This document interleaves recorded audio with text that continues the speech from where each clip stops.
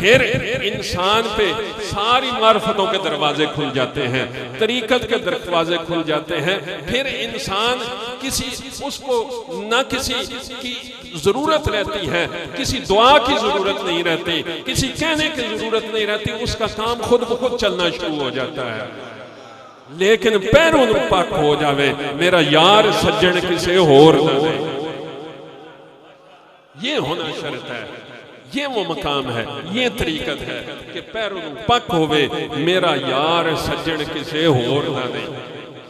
और इसमें आप में से मुझे यकीन है कोई एक भी ऐसा नहीं होगा जो कह सके कि मुझे मेरे पीर ने बुला के कहा हो कि मेरे मुरीद हो जाओ।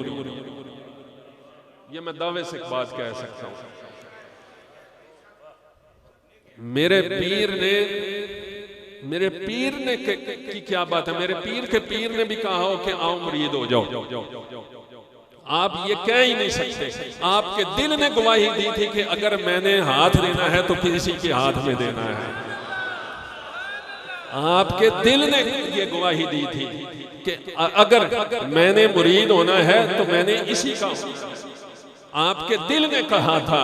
तो जब बात आपके दिल से निकलती है तो फिर इकबाल ने कहा था वो जो दिल से निकलती है वो सरे अर्श तक जाती है, वो रब के अर्श तक जाती है। तो इसका मतलब है कि तकदीर ने खुद आपको घेर घार कर उस जगह पे लाके खड़ा किया था जहां पे फिर आपको किसी और तरफ जाने की जरूरत नहीं थी। वरना लोग तो बुला बुला के कहते हैं कि आओ मुरीद हो जाओ, लोग अपनी खिलाफतें भी दिखाते हैं, लोग ये भी कहते हैं कि मेरे पास ये विरासतें मौजूद हैं।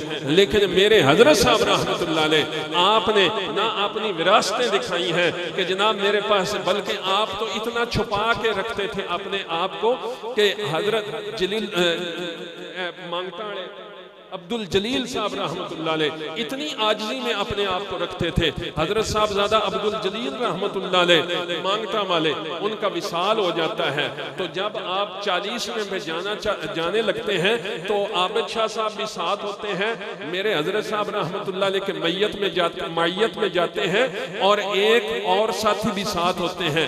तो आप मेन गेट से एंटर नहीं होते, बल्कि आप कनात का एक कोना उठाकर और उसके नीचे से दाखिल होकर एक कोने में जा बैठते हैं।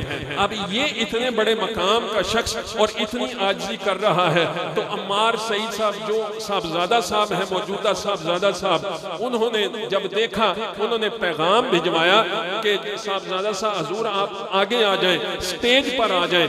आपने मना फरमा दिया। जब दूसरी मरतबा पैगाम आया कि हजूर साहबजादा अब्दुल जलील साहब की रूह खुश होगी, तो आपने फरमाया मैं साहब अम्मार सईद साहब के लिए नहीं आया, मेरे से अगर साहबजादा अब्दुल जलील साहब की रूह ने खुश होना हुआ तो यहाँ पे बैठ के खुश हो जाएगी, मैं तो उनके लिए आया हूँ। तो ये वो आजिज़ी है। आपने कभी किसी को बुला के नहीं कहा। और लोग मेरे से अक्सर गिला करते हैं कि जी आप उर्स की दावत नहीं देते, उर्स की दावत नहीं देते। मुझसे नाराज हो जाते हैं कि जनाब उर्स की दावत नहीं देता। और फिर बातें भी होती हैं कि उर्स की दावत नहीं देता, लोगों को बुला बुला कर दिखाते हैं कि जी उर्स की दावत नहीं देता।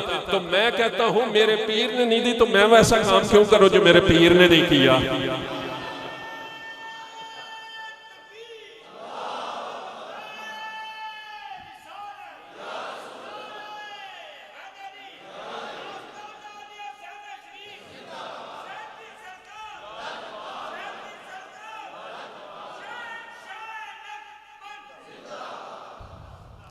जो काम मेरे पीर ने नहीं किया, हमें नया काम जरूरत ही क्या है करने की। हमें तो पीर ने रास्ता ही वो दिखा दिया है कि जिस पर चलने से कामयाबियां ही कामयाबियां हैं। ना अकीदे की नाकामी है, ना तरीकत की नाकामी है। अकीदा भी महफूज है, तरीकत भी महफूज है। हाँ शर्त यह है कि पर शर्त पैरों पक हो जावे कि मेरा यार सज्जन किसे और ना दे, सज्जन किसे और ना दे, मेरा यार सज्जन किसे और दा नहीं। ये शक, ये शर्त जब पूरी हो जाती है तो फिर और अक्सर लोग अपनी तकालीफ का जिक्र करते हैं। हजरात मोहतरम नबी करीम सल्लल्लाहु अलैहि वसल्लम की हदीस मुबारक है कि किसी शख्स ने सरकार से दावा किया कि हुजूर मेरे दिल में आपकी मोहब्बत बड़ी ज्यादा है, बड़ी मोहब्बत है। आपने फरमाया अगर मेरी मोहब्बत का दावा करते हो तो फिर तंगदस्ती के लिए तैयार हो जाओ। फिर तंगदस्ती के लिए तैयार हो जाओ। तो हमारी मोहब्बत भी ऐसे है कि अगर मोहब्बत का दावा करना है तो फिर तकालीफ के लिए तैयार हो जाओ।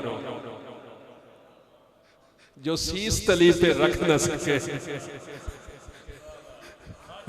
जो शीश तली पे रख न सके वो प्रीतम प्रीत लगाए क्यों, जो ताने जगत के सह न सके वो प्रेम नगर में आए क्यों, जो ताने जगत के सह न सके वो प्रेम नगर में आए क्यों। यहाँ पे आना है, मोहब्बत करनी है तो फिर घर वालों के भी ताने सहने पड़ेंगे, घर वालों से भी मार खानी पड़ेगी, घर वालों की भी बातें सहनी पड़ेंगी कि करदा कुछ नहीं, करदा कुछ नहीं। लेकिन घर वालों को भी ये पता नहीं जो कुछ मिल रहा है वो इन तानों के सदके मिल रहा है। जो कुछ मिल रहा है वो इसी मोहब्बत वाले के सिरे से मिल रहा है, इसके प्यार के सिरे में मिल रहा है।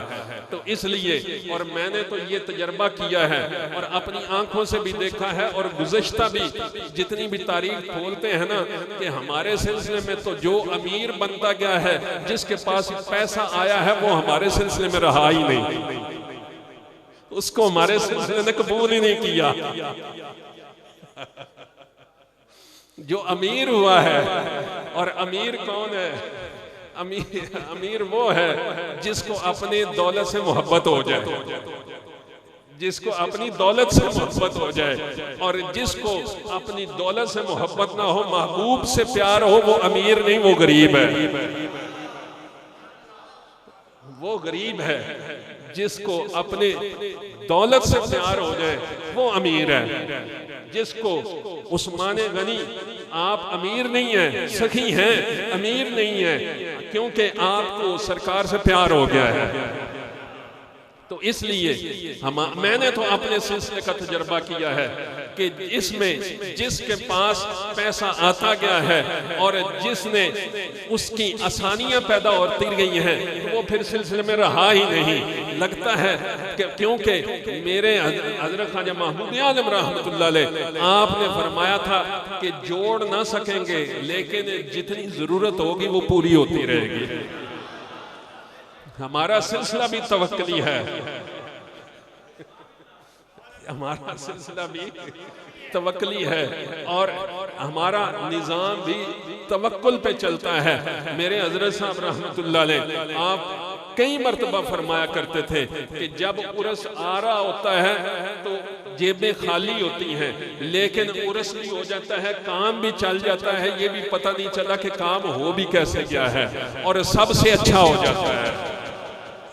तो आप फरमाते थे कि इंसान पर रब के राजी होने की निशानी ही ये है कि उसके काम जो है वो ना रुके, काम होते जाएं। जो भी काम, जिस काम में हाथ डाले वो काम होता जाए, समझो रब राजी है। और ये बात पैसे से नहीं होती। मैंने बड़े बड़े पैसों वाले देखे हैं, लेकिन एक धेला खर्च करके राजी नहीं होते। लेकिन जो मोहब्बत वाले हैं उनके मैंने दस्तरखान देखे हैं कि ऐसे ऐसे शान और शौकत वाले दस्तरखान हैं कि पास कुछ भी नहीं, लेकिन दस्तरखान इतना वसी है कि समझ लगता है कि किसी बादशाह के पास आए बैठे हैं। अपने दस्तरखान को वसी करें, अपने दस्तरखान को वुसअत दे। ये इस वजह से नहीं कि पीर ने खाना, पीर एक कितना खा लेगा, 2 रोटियां खा जाएगा। कोई ज्यादा पेटू पीर होगा तो 5 रोटियां खा जाएगा। 5 रोटियों से कुछ नहीं बनता, लेकिन आपके ज़र्फ का पता चलता है कि आपका ज़र्फ कितना है, आपके अंदर हौसला कितना है। तो अपने हौसले को बुलंद करें। जितना हौसला बुलंद होता जाता है उतना ही मकाम बुलंद होता जाता है। ये जहन में रखिएगा, मोहब्बत में मकाम कम, हौसला पस्त कामत को तो मोहब्बत कबूल ही नहीं करती। पस्त हौसले को मोहब्बत कबूल ही नहीं करती। जो समझे कि भाई मैंने ऐसे उंगली लगानी है तो करंट पड़ना पीछे हो जाए, यहाँ पे तो पूरी पूरी तार अपने हाथ में पकड़नी पड़ती है। यहाँ पे पूरी पूरी तार, नंगी तार अपने हाथ में पकड़नी पड़ती है, तब मोहब्बत कामिल होती है, मोहब्बत रंग देती है। तो फमनित्तका व अस्लहा, फमनित्तका ये है कि जब मोहब्बत आपके दिल में आ जाए तो फिर किसी और की तरफ देखा ना जाए। और एक अरबी का शेर किसी जमाने में मुझे याद हो गया था, आतानी हवाहा कद अफलहल, शायद यही है कि उसकी मोहब्बत ने उस वक्त मेरे दिल में जगह बनाई जब मैं मोहब्बत से नाबलद था, जब मेरे दिल, मुझे पता नहीं था मोहब्बत से होती क्या है, लेकिन जब वो मोहब्बत मेरे दिल में घर कर रही, फिर उसने किसी और का मुझे रहने ही नहीं दिया, फिर मुझे उस रहने ही नहीं दिया। यही फमनित्ता का है। और ये फिर आगे वह असलाहा है कि अपनी इस्लाह, जैसा महबूब चाहता है वैसा बन के रह जाना, जैसा महबूब चाहता है वैसा बन के रह जाना। जोर दे नमाज अज़ान बतेरा टाइम है। क्यों नाज़र, हजरत साहब ने क्या कहा था आपको? है जी, हजरत साहब नाज़र सोड़ा पै गया एक दिन कि भाई जी मैं जुम्मे जाना ते जुम्मा भी लेट होंदा पिया होवे, ते हजरत साहब ने भी फिर जुम्मा लम्मा कर दिता। लेकिन ये गवाह है नाज़र साहब, और माशाल्लाह इन्होंने भी अपने हजरत साहब की मोहब्बत को कायम रखा है। इम्तिहान आते हैं लेकिन अल्हम्दुलिल्लाह कायम रखा है, मकाम मोहब्बत का है। तो ये खुद कहते हैं कि हजरत साहब ने जुमा खत्म किया और लेट खत्म किया, लेकिन साथ ही हमारी जिस सवारी पर बैठना था वो भी लेट हो चुके थे। हम अड्डे पर गए तो हमें वो सवारी भी मिल गई थी। तो बातें करने में मजा है, बातें सुनने में मजा है, और इन बातों के लिए ही हम कहीं पे जाते हैं। मेरे हजरत साहब रहमतुल्लाह अलैह, आप एक मर्तबा फरमाते हैं कि हम गए हजरत ख्वाजा सदीदुद्दीन मौज़माबाद शरीफ तशरीफ लेकर गए, वहाँ पे हाजिरी दी। तो जब वहाँ पे हाजिरी दी तो रास्ता बड़ा ख़राब था और रास्ते में बारिश भी हो रही थी, लेकिन आप फरमाते हैं कि हमारे ऊपर बारिश भी हो रही है, सब कुछ हो रहा है। चौकी भागट में उस वक्त मेरे मामू तैनात थे, तो उनके पास थोड़ी देर क़याम किया और फिर आगे को चले गए मौज़माबाद शरीफ। उन्होंने रोका भी कि भाईजान रास्ता भी खराब है, बारिश भी हो रही है, तो आप न जाएं। तो आप फरमाते हैं कि मैं चला गया। आगे मैंने देखा कि हजरत ख्वाजा सदीदुद्दीन रहमतुल्लाह अलैह आप किसी का इंतजार कर रहे हैं, आप किसी का इंतजार कर रहे हैं। और जैसे ही मैं उतरा तो आपने वैसे ही कपड़े गीले समेत मुझे गले से लगा दिया। अब फरमाते हैं कि इतनी सी बात ने वो सारी सफर की कोफ जो है वो मुझे बुला दी। इतनी सी बात ने, लहजे में रस हो तो दो बोल बहुत है, रहती है इंसान को मोहब्बत की ज़ुबान याद। लहजे में रस हो तो दो बोल बहुत हैं, रहती है इंसान को मोहब्बत की ज़बान याद। अब आप बाबा अता मोहम्मद को देख लें। बाबा अता मोहम्मद, उसने क्या वजीफा किया था, क्या चिल्ला काटा था। ये लाहौर वाले आते हैं, इनके सूफी प्यारू, उन्होंने कौन सा चिल्ला काटा था। सिर्फ हजरत साहब रहमतुल्लाह अलैह ने ड्यूटी लगा दी थी कि बाबा अता मोहम्मद की तूने खिदमत करनी है। बाबा अता मोहम्मद लाहौर में कुछ अरसा दाखिल रहे, तो वहां पे सूफी प्यारों की बाबे अता मोहम्मद की खिदमत में ड्यूटी लगा दी थी कि तूने बाबे अता मोहम्मद की ड्यूटी करनी है। सिर्फ इतनी सी बात पे आज भी सूफी प्यारों का जिक्र जिंदा रहता है। सिर्फ इतनी सी बात है, ना नमाजों की कदर है, ना रोजों की कदर है। कदर है तो इस बात की है कि किसने अपनी इस्लाह कर ली है, और इस्लाह करना क्या है, हुक्म मान लेना, यही इस्लाह है। हुक्म की तामील कर लेना। ये अरशद मेरे हजरत साहब रहमतुल्लाह अलैह आपके साथ उम्रा शरीफ पर गया, हजरत साहब ने इसकी कोई और ड्यूटी नहीं लगाई। आपने फरमाया अरशद तेरा उम्रा भी कबूल हो गया, तेरी इबादत भी कबूल हो गई, अगर बाबे को तूने खुश कर दिया तुझे सब कुछ हासिल हो गया। बाबे गुलाम रसूल को आप लेकर गए वहां पे उम्रे पे, तो आपने फरमाया अरशद तेरी ड्यूटी बाबे गुलाम रसूल के साथ है, अगर इसको तूने खुश कर लिया तो बाबा तुझे तेरा उम्रा भी कबूल हो गया, तेरी इबादतें भी कबूल हो गई। अब कबूलियत का मयार तो ये है, हम कबूलियत कहीं और तलाश करते हैं, हम तरीकत कहीं और तलाश करते हैं। हजरात मोहतरम आज भी तरीकत जो है वो वफा का नाम है। आज भी तरीकत ये जो हम वादा करते हैं, देखें कोई भी शख्स आज के दौर में इतना झल्ला नहीं कि वो अपने ईमान का सौदा कर सके। आप बेशुमार सौदे करते हैं, बेशुमार चीजों का लेन देन करते हैं, कोई भी शख्स ईमान जैसी कीमती चीज का सौदा कैसे कर सकता है, और वो भी बेहोशी की हालत में नहीं कर सकता। तो आपने पूरे शऊर की हालत में ये सौदा किया है, तो जब आपने पूरे शऊर की हालत में ये सौदा किया है तो फिर आप इस सौदे को निभाना भी आपका फर्ज है, इस सौदे पर अमल करना भी। और अगर आप में से कोई भी बता सके कि आपके पीर ने आपको शरीयत से इलावा कोई हुक्म दिया हो,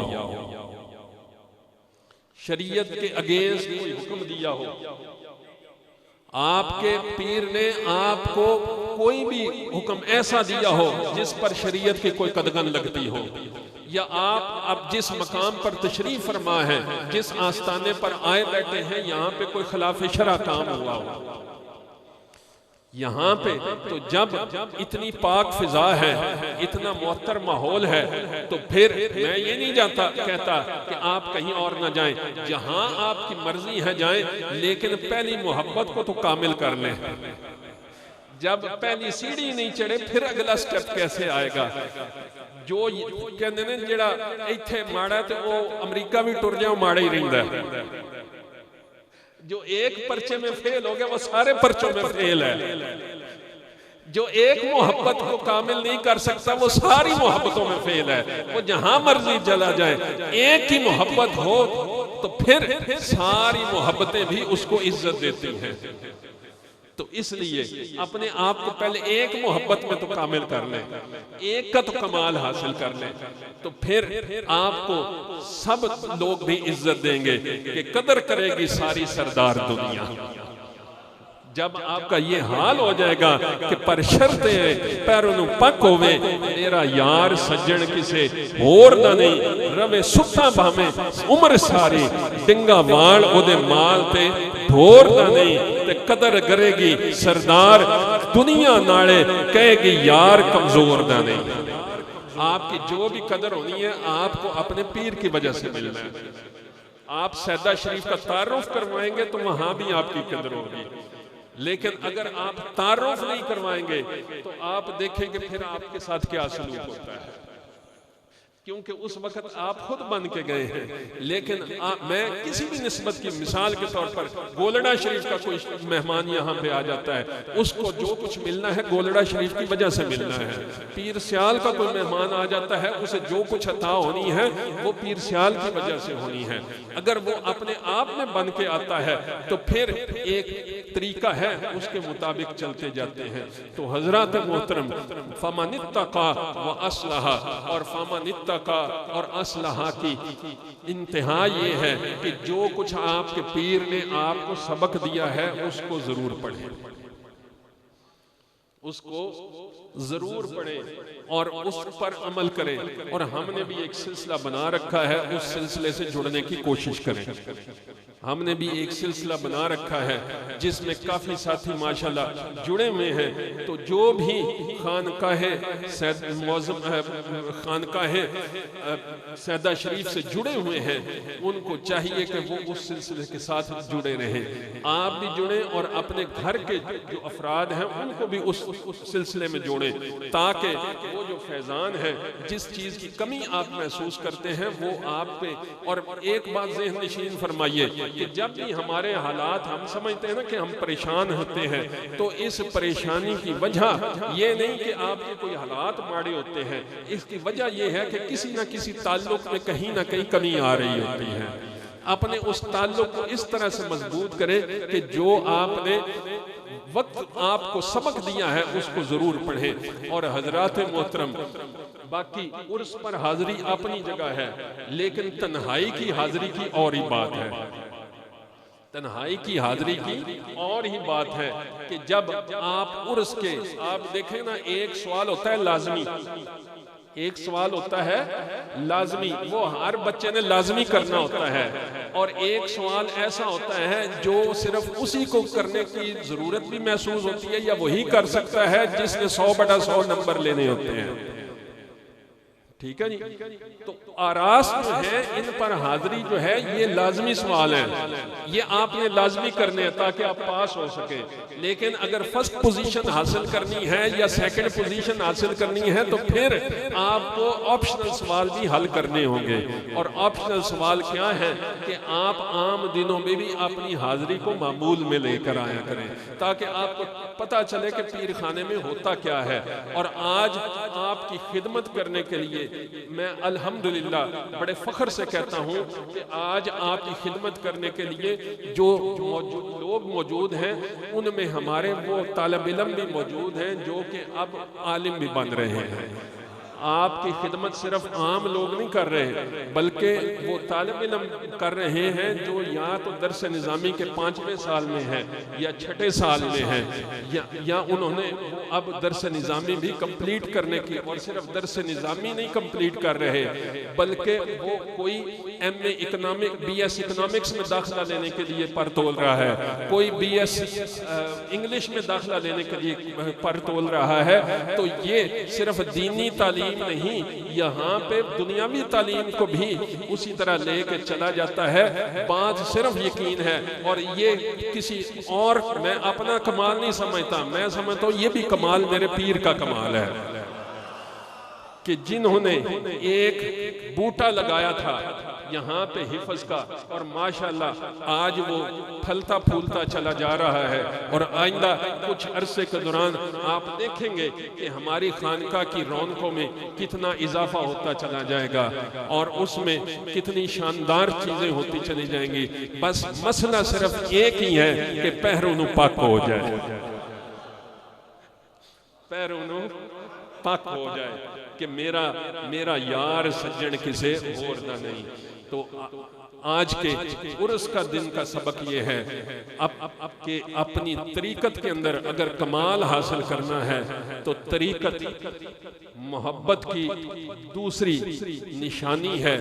मोहब्बत में कमाल बेवफाई से नहीं पैदा होता, वफा से पैदा होता है। मोहब्बत में कमाल बेवफाई से नहीं पैदा होता, वफा से पैदा होता है।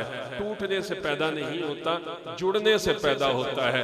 आप अपने आप को जितना जोड़ते रहेंगे, हजरत साईं तवक्कुल शाह अंबालवी रहमतुल्लाह अलैह तसव्वुफ की 2 इस्तिलाहें हैं, गुज़श्तन और पैवस्तन। उसकी तशरीह फरमाते हुए फरमाते हैं, गुज़श्तन का मतलब होता है कि जो जैसे फमनित्ता का मैंने आपको बताया कि परहेज करना, कि गुनाहों से परहेज करना और गफलत से परहेज करना।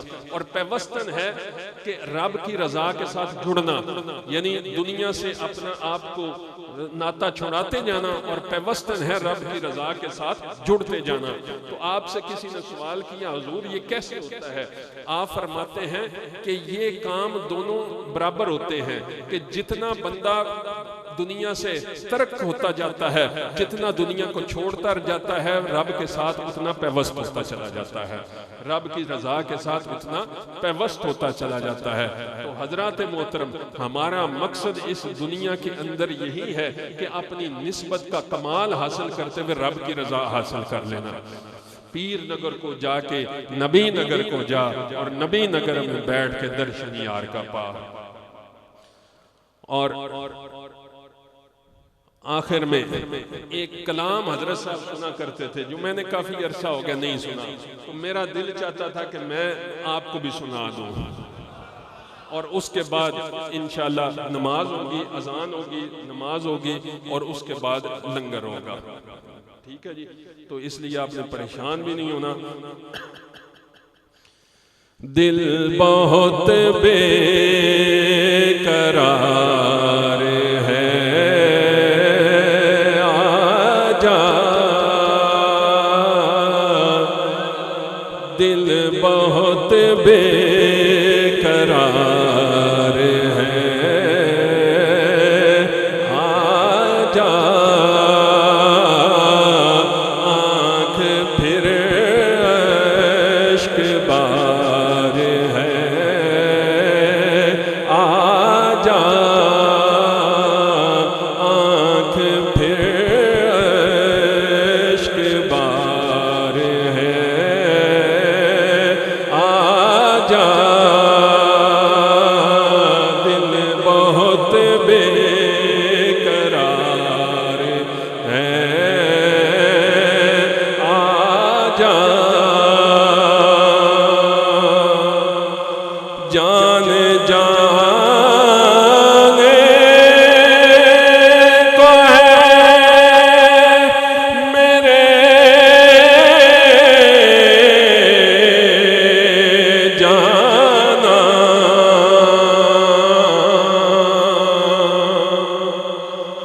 जान जाने को है मेरे जाना, मैं हूँ मजबूर,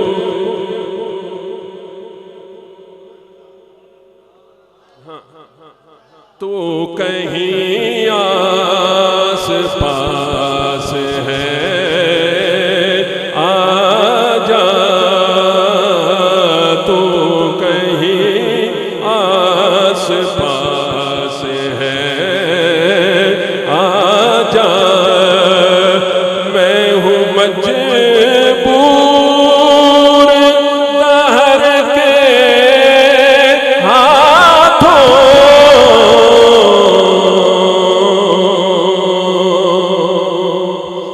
मैं हूँ मजबूर दहर के हाथों,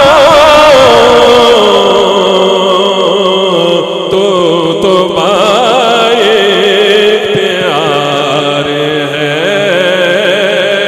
आजा तो बाए प्यार है, आजा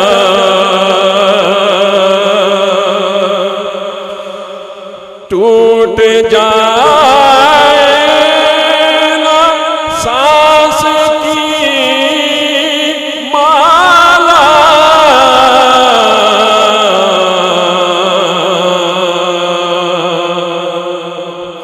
टूट जाए ना सांस की माला, ज़िस्त बेतबार है, आजा ज़िस्त बेतबार है, आजा दिल बहुत बेकरार है, आजा और सुन रहा हूँ मैं आहें